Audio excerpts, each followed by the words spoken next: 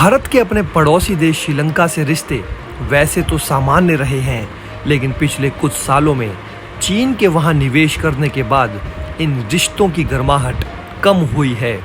और यही वजह है कि भारत ने संयुक्त राष्ट्र में श्रीलंका को घेरा, जिसके बाद चीन आया उसके बचाव में।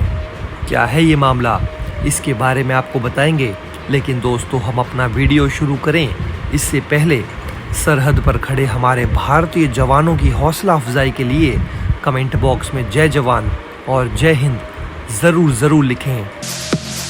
दोस्तों, इतिहास इस चीज़ का गवाह रहा है कि चाहे वो भारत का दोस्त हो या दुश्मन, किसी भी देश की मदद के लिए भारत हमेशा से बढ़ चढ़कर आगे आता है। हाल ही में जब श्रीलंका की अर्थव्यवस्था भी पूरी तरह से तबाह हो चुकी थी, तो भारत ने बिना कुछ सोचे समझे श्रीलंका की मदद की। भारत के अपने पड़ोसी देश श्रीलंका से रिश्ते सामान्य रहे हैं, लेकिन हाल के दिनों में चीन के वहां निवेश करने के बाद से भारत और श्रीलंका के बीच जो रिश्ते हैं उनमें थोड़ी सी कड़वाहट आई है। पिछले महीने चीनी युद्धपोत युआन वांग 5 के श्रीलंका पहुंचने के बाद भारत और श्रीलंका के बीच आपसी रिश्तों में दूरियां आने के लगातार संकेत मिल रहे हैं। भारत सरकार ने श्रीलंका के हम्बनटोटा बंदरगाह में इस युद्धपोत के रुकने पर सार्वजनिक रूप से चिंता जाहिर की थी। इसके बाद भी श्रीलंका सरकार ने इस युद्धपोत को हम्बनटोटा में रुकने की इजाज़त दी, लेकिन अब दोनों देशों के रिश्तों पर इसका असर पड़ने के संकेत मिलने शुरू हो गए हैं। भारत सरकार ने श्रीलंका के तमिल समुदाय के मानवाधिकारों के मुद्दे पर संयुक्त राष्ट्र की मानवाधिकार संस्था UNHCR में श्रीलंका को घेरा है। श्रीलंका ने अपने बचाव में कहा है कि वो मानवाधिकारों को सहेजने और उनके विकास की दिशा में काम कर रहा है। चीन ने इस मुद्दे पर श्रीलंका का बचाव करते हुए भारत का नाम लिए बगैर कहा है कि वो मानवाधिकारों के नाम पर श्रीलंका के आंतरिक मामलों में हस्तक्षेप का विरोध करता है। संयुक्त राष्ट्र में इस पूरे मामले पर आखिर भारत ने कहा क्या था, ये आपको दोस्तों स्टेप बाय स्टेप समझाते हैं। दरअसल दोस्तों, संयुक्त राष्ट्र में भारत के स्थायी प्रतिनिधि इंद्रमणि पांडे ने कहा है कि भारत सरकार हमेशा से ये मानती रही है कि UN चार्टर के सिद्धांतों को ध्यान में रखते हुए मानवाधिकारों और रचनात्मक अंतर्राष्ट्रीय संवाद और सहयोग को बढ़ाना देशों की जिम्मेदारी है। श्रीलंका में रहने वाले तमिल समुदाय के प्रति अपनी चिंताएं जाहिर करते हुए भारत ने कहा कि श्रीलंका ने नस्लीय समस्या के निदान के लिए जिस राजनीतिक हल को अमल में लाने की बात की थी, उस दिशा में अब तक पर्याप्त प्रगति नहीं हुई है। ये संविधान के 13वें संशोधन के जरिए किया जाना था, जिससे प्रांतीय परिषदों को शक्ति मिले और जल्द से जल्द प्रांतीय परिषदों के चुनाव हों। भारतीय राजनयिक ने भी ये कहा कि भारत मानता है कि श्रीलंका में शांति और सुलह का रास्ता संयुक्त श्रीलंका के ढांचे के तहत राजनीतिक समाधान से होकर गुजरता है, जिसमें श्रीलंका के तमिल समुदाय के लिए न्याय, शांति, समानता और सम्मान सुनिश्चित हो। भारत ने जब यूनाइटेड नेशंस में श्रीलंका को घेरा, तो इसमें श्रीलंका ने अपने बचाव में क्या बोला, ये भी दोस्तों आपको बता देते हैं।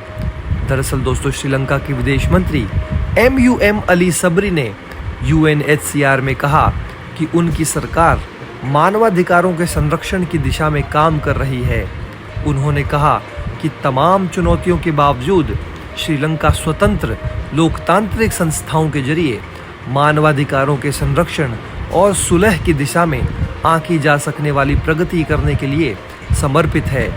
उन्होंने कहा है कि एशिया के सबसे पुराने लोकतांत्रिक समुदायों में से एक श्रीलंका के लोगों ने अपने लोकतांत्रिक मूल्यों को कायम रखते हुए दृढ़ता और चुनौतियों को झेलने की क्षमता का परिचय दिया है। सबरी ने कहा है कि इस समय श्रीलंका की प्राथमिकता अर्थव्यवस्था को पटरी पर लौटाना है, लेकिन श्रीलंकाई लोगों के मानवाधिकारों को आगे बढ़ाना भी हमारे लिए इतना ही ज़रूरी है। जब भारत ने श्रीलंका को संयुक्त राष्ट्र में घेरा, तो चीन उसके बचाव में आ गया।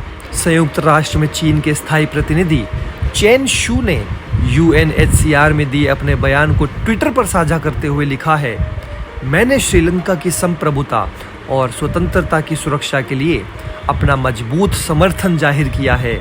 मैं सभी पक्षों से आग्रह करता हूं कि वे विकास के लिए स्वतंत्र रूप से रास्ता चुनने के लिए श्रीलंका के अधिकार का सम्मान करें। चीन के सरकारी अखबार ग्लोबल टाइम्स ने भी ट्वीट करके चेन शू का बयान जारी किया है। इस बयान में लिखा गया है, चीन मानवाधिकारों को बढ़ाने और उनके संरक्षण की दिशा में श्रीलंका के प्रयासों की सराहना करता है और मानवाधिकारों के जरिए श्रीलंका के आंतरिक मामलों में दखल देने की कोशिशों का विरोध करता है। इन सब पर दोस्तों भारत ने भी जबरदस्त पलटवार किया।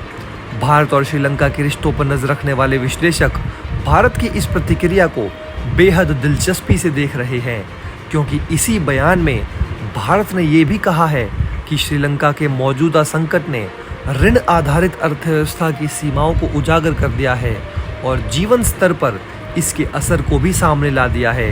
तक्षशिला संस्थान से जुड़े यूसुफ ऊंझावाला ने एक ट्वीट करके लिखा है कि भारत ने श्रीलंका में तमिल समुदाय की समस्याओं के राजनीतिक हल की दिशा में पर्याप्त प्रगति नहीं होने पर चिंता जताई है। इसके साथ ही कर्ज के बोझ तले दबी अर्थव्यवस्था के संकट पर भी बात की है। ये घटनाक्रम हम्बनटोटा में चीनी युद्धपोत आने और भारत द्वारा इस सार्वजनिक रूप से चिंता व्यक्त करने के कुछ दिन बाद सामने आया है। इस पूरे मामले पर भारत का रुख क्या रहा है, ये भी आपको बता दें तो दोस्तों भारत सरकार एक लंबे समय से श्रीलंका में रहने वाले तमिल समुदाय के मुद्दों के राजनीतिक समाधान के लिए श्रीलंका सरकार पर दबाव बनाती आ रही है। भारत सरकार चाहती है कि श्रीलंका 1987 में हुए भारत श्रीलंका समझौते के तहत लाए गए 13वें संशोधन को पारित करे, लेकिन श्रीलंका के सत्तारूढ़ दल श्रीलंका पीपुल्स पार्टी के बहुमत वाले सिंघला समुदाय के कट्टरपंथी नेता साल 1987 में बनाए गए प्रांतीय परिषद व्यवस्था को पूरी तरह खत्म करने के पक्षधर हैं। लेकिन भारत इस मुद्दे पर इस तरह सार्वजनिक रूप से अपना पक्ष रखने से बचता रहा है। ये प्रस्ताव एक ऐसे समय आया था जब तमिलनाडु विधानसभा चुनाव की ओर बढ़ रहा था और श्रीलंकाई तमिल समुदाय का मुद्दा स्थानीय राजनीति में काफी अहम है। पर तमाम सकारात्मक राजनीतिक समीकरणों के बावजूद भारत ने इस वोटिंग प्रक्रिया में हिस्सा नहीं लिया। लेकिन चीनी युद्धपोत युआन वांग 5 के श्रीलंका के हम्बनटोटा बंदरगाह पर खड़े होने से जुड़ी चिंताएं सार्वजनिक रूप से दर्ज कराने के बाद भी उसे इजाजत मिलने के बाद भारत का रुख बदलता दिख रहा है। दोस्तों, अगर आप हमारे काम को पसंद करते हैं और हमारी खबरें आपको पसंद आती है तो हमारे इस चैनल को सब्सक्राइब किए बिना बिल्कुल भी मत जाइएगा।